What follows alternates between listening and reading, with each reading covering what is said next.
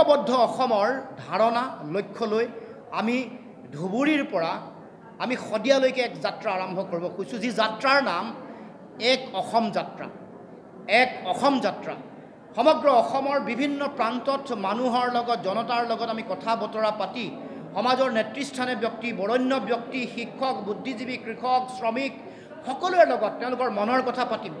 আমি তেওঁলোকৰ পৰা কেনেকৈ সমাজখনক পুনৰ এই ঐক্যবদ্ধ চেতনাক পুনৰ উজ্জীৱিত কেনেকৈ কৰিব পাৰি, মানুহৰ মন মগজুত অসমৰ প্ৰতি ভাল পোৱা, ঐক্যবদ্ধ হৈ জাতি গঠন প্ৰক্ৰিয়াৰ বুনিয়াদ শক্তিশালী কৰিব খোজা চেতনাটো মানুহৰ মাজত আছেই, কেৱল মাত্ৰ তাক আমি পুনৰ উজ্জীৱিত কৰিব লাগিব, পুনৰ সুসংগবদ্ধভাৱে আগবঢ়াই লৈ যাব লাগিব। সেই চিন্তাৰে অহা 20 তাৰিখে আৰম্ভ হ'ব মধুপুৰ সত্ৰৰ পৰা, গুৰুজনাৰ অমূল্য দান সত্ৰৰ পৰা আমি এই আৰম্ভণি ঘোষণা কৰিম।